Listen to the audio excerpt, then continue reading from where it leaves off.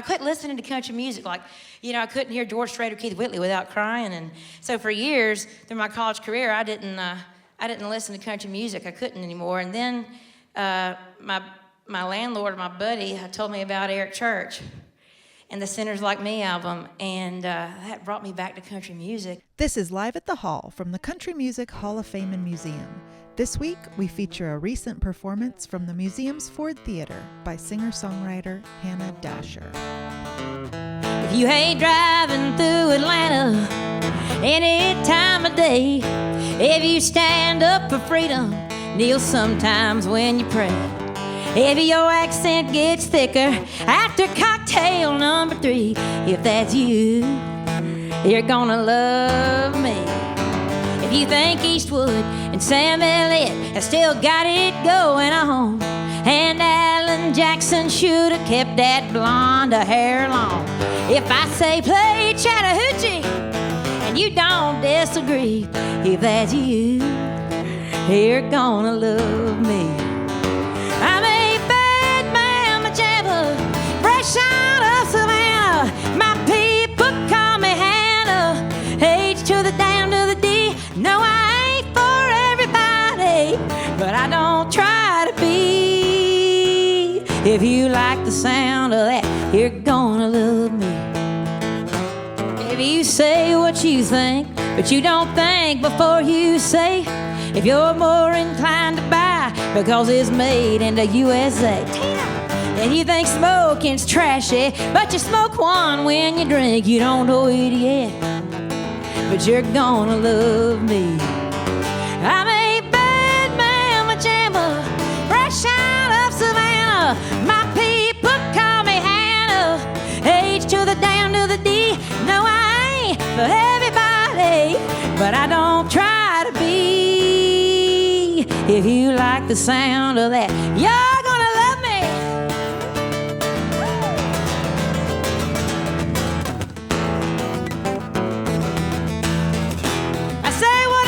I mean what I say. I make no apologies. I'm a bad mama jamma, fresh out of Savannah. Y'all sing this part. People call me Hannah, H to the down to the. That's right. Oh, I ain't for everybody, but I don't try to be. If you like the sound of that, you're gonna love me. You're gonna love me. Yeah. We took this song down, but we're gonna bring it back. It's one of the first songs written in Nashville about the 90s, since the 90s. This song's 7 or 8 years old, but it got me my record deal.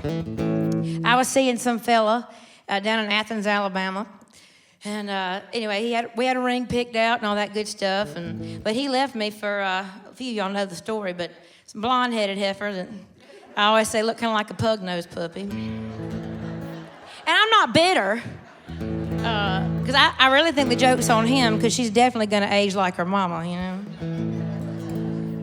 But all that to say, I wrote this song with my buddy Neil Mason from the Cadillac 3, and it's just one of those special songs. And I know it's one of the Gunther family's favorites, but I'm going to need your help singing the echo for me, all right? It goes, thinking about how you walked away, how you walked away. Let's try it. Thinking about how you walked away, how you walked away. Yes. You ought to be in the Hall of Fame.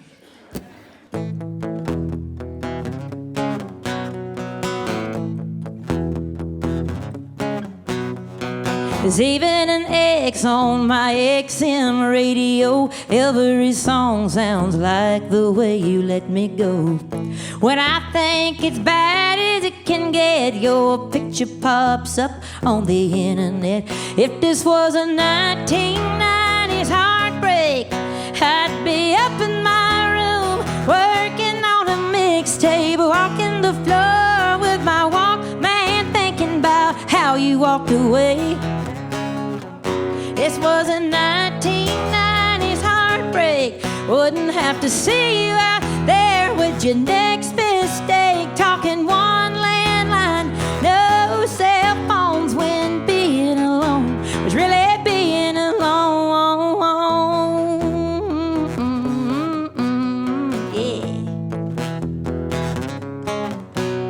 Hell, you might think I'm holding it together, but baby, you know I'm so much better than these late night texts, drunk bar dials. Yeah, moving on was more my style.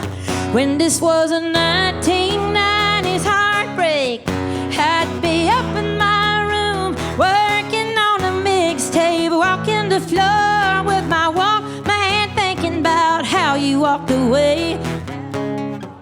This was a 1990s heartbreak. I wouldn't have to see you out there with your next mistake, talking one landline, no cell phones, when being alone was really being alone.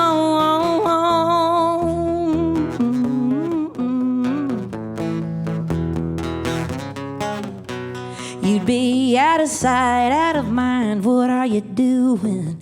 Baby, why couldn't you just put me through a 1990s heartbreak? I'd be up in my room working on a mixtape, walking the floor with my Walkman, singing back how you walked away. If this was a 1990s heartbreak, wouldn't have to see you out there with your next mistake, talking one landline, no cell phones, when being alone was really being alone. If this was a 1990s heartbreak.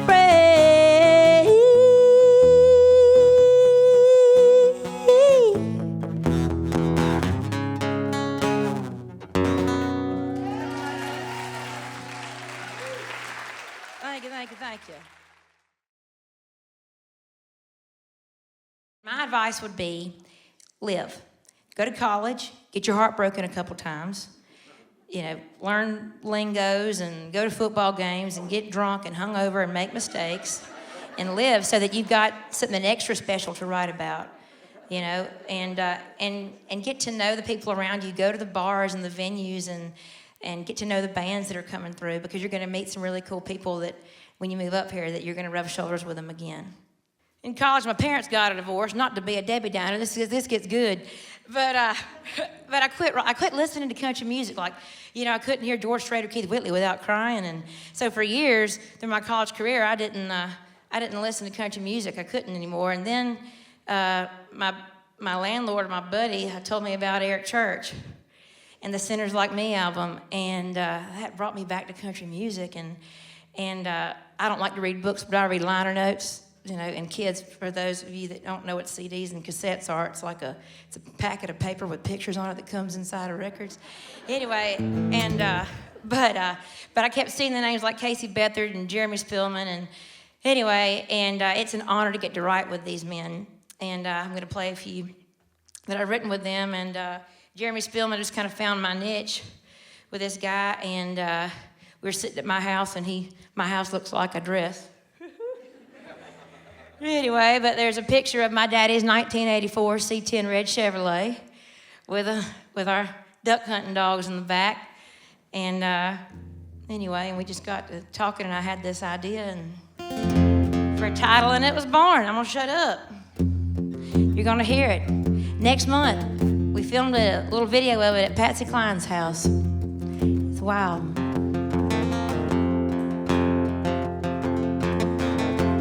If my life was a country song, the first verse would be about home.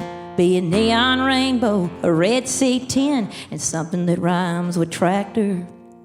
There'd be a lab named Dixie on the porch, thumping her tail on the 2 and 4. Just happy we got home safe, 'cause in the end, that's all that matters.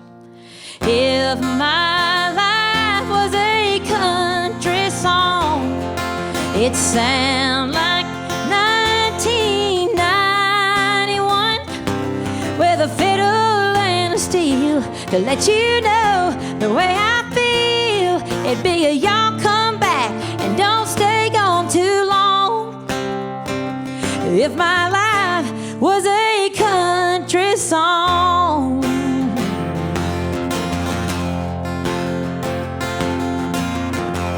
When we got to the second verse, we're sitting in the back row of my church.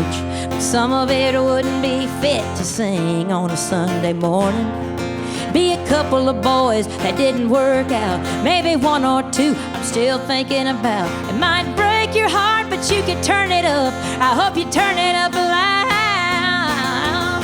If my life was a country song, it'd sound like 1991, with a fiddle and a steel to let you know the way I feel. It'd be a y'all come back and don't stay gone too long. If my life was a country song.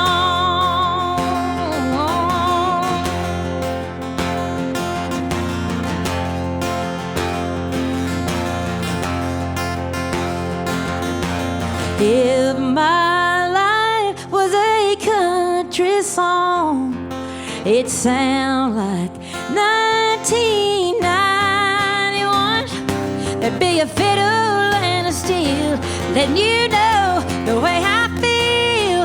It'd be a y'all come back and don't stay gone too long. Country music come back, don't stay gone too long. But if my life was a country song, if my life was a country song.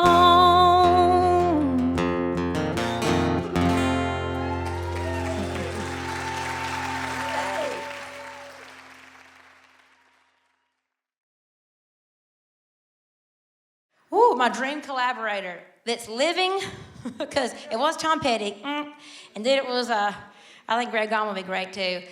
And of course, Ronnie Dunn's got a good voice, but I've got something up my sleeve for Justin Timberlake.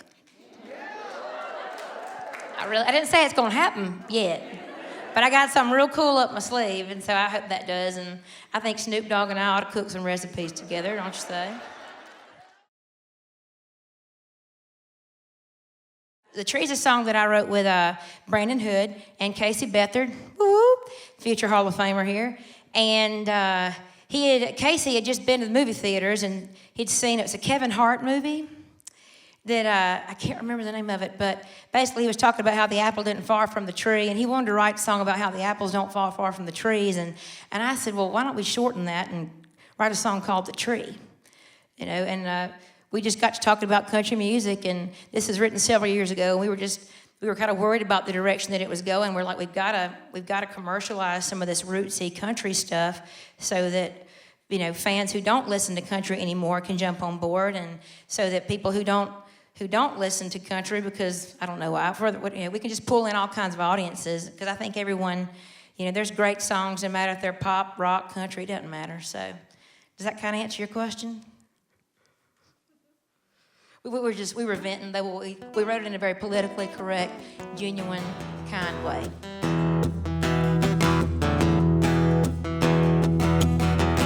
This song ain't for everybody, it's for everybody that don't know. Little seed got planted when a song got sung that a hillbilly blues man wrote. Country music was born like a tree in the dirt, and it came up strong and down to earth.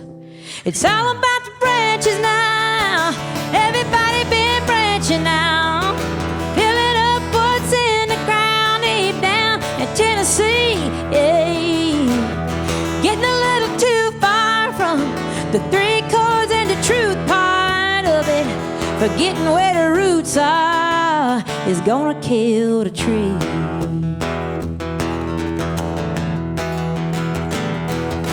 Some songs ain't for everybody, so what about folks like me, whose life soundtrack ain't some watered down hip-hop melody? I'm all about getting somewhere, but don't break just being scared we're getting somewhere. Little too far out on a limb, it's all about the branches now, everybody been branching now, pulling up what's in the ground deep down in Tennessee, yeah. The three chords and the truth part of it, but getting where the roots are is gonna kill the tree. If we forget where the roots are, we're gonna kill the tree.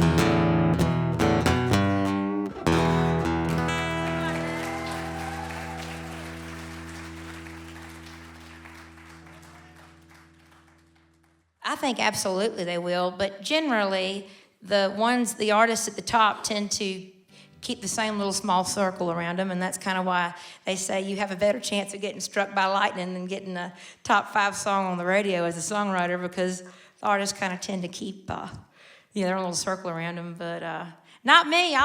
Lord, they hooch me around a bunch of writers here in town. I love writing with new people, and I try to stick with the ones that I'm always going to get something with. But I'm all about taking great songs. Girls Call the Shots was one of those songs that I heard, and I think Chris Young had it on hold, and I said, let me sing that thing and make it my own. And that was kind of the opposite. Those big writers took a chance on me. She mentioned I worked at Bass Pro Shops. She wasn't lying. So I moved up here, and I lived in an attic on Belmont Boulevard, slept on a mattress on the floor, ate peanut butter jelly every day. I had a window unit because I don't go anywhere without air conditioner.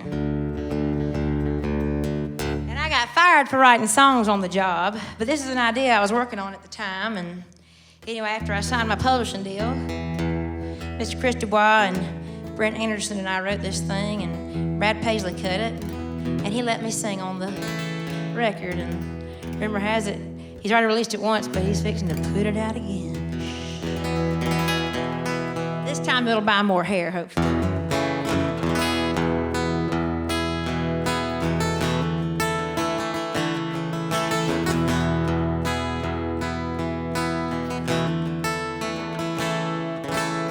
Slide your arm around my waist, leaning for a little taste of what's coming, baby. I can't wait till later on when we get home. So why don't we go ahead and down these drinks, go get valet to bring the car around, and leave right now and go to bed early, turn out the light. It's only 8:30, but that's alright. I know you ain't tired, neither am I. Let's go to bed early and stay up all night. Thank you. Wanna take the short way home, want you to see what I got on under this dress. Take it all slow. Come on, baby, let's go to bed early. Turn out the light. It's only 8:30, but that's alright. I know you ain't tired, neither am I. Let's go to bed early and stay up all night.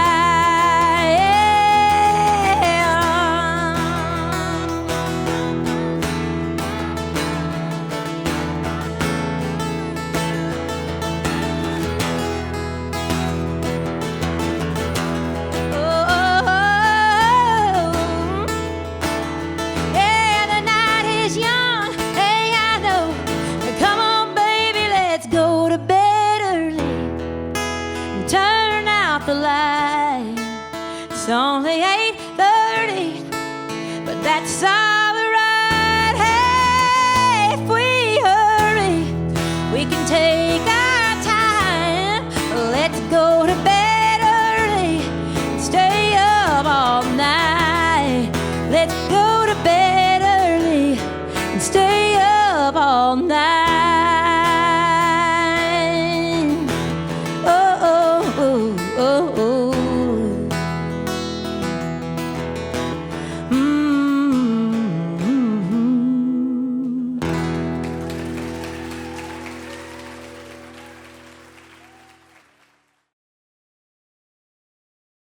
Well, I'd say it's half and half. That's a great question. songs like Shoes that was on the half record that I just put out. I was mad at some boy with a small ego. Anyway, matter of fact, I was so over him I didn't want to put it on the half record, but the label called and chewed me out about it, and they're like, it's too good, it's going on there. Anyway, so there's songs like that I write when I'm in the moment, I'm crying on my living room ottoman, writing it down. And then there's other songs like Left, Right, from the half record. Yeah, that my producer Brandon just had the title, and the idea it was like ADD is a blessing sometimes, folks. So it's like Roger Miller and Beyonce just came to mind, and it's like God just sent the chorus, like the opening line and the last line. Quit going left, right, left, right, left, right on it. If you want it, you better put a ring on her left, right now. I don't know where it came from, but but right up there, and it just bloop. And so sometimes it happens like that, and other times you just really have to work for it, and just get a little zen going on in the room, and ever how you create. I'm not encouraging any of these precious young people. I'm sorry, Kelly. I'm going to leave you with one that I'm so excited to share with you, and it's one that'll be on my Big Girl project. And when I think of the Country Music Hall of Fame, I think about the circles that can't be unbroken, and you got to think about why. And I think the thing that holds us all together, at least the thing that holds all this together, is my faith. And I've been seeing those signs a couple years ago that said, "We buy ugly houses." The real estate signs, and I thought that'd be a good idea for a song. So me and Mr. Robert Arthur wrote this one, and I hope you love it. Thank y'all so much.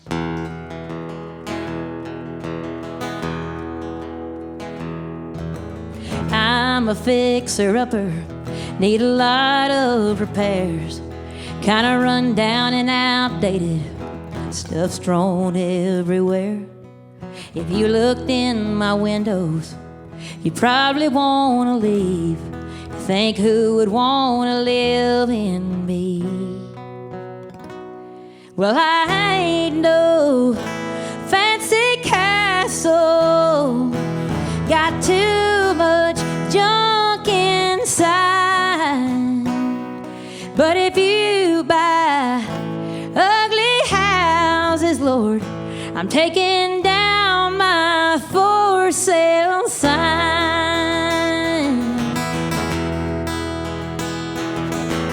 I fought with the devil and the promises he makes, and I tend to keep on doing things I probably need to change. But if you still see potential, I'm handing you the keys. Lord, come and live in me. Now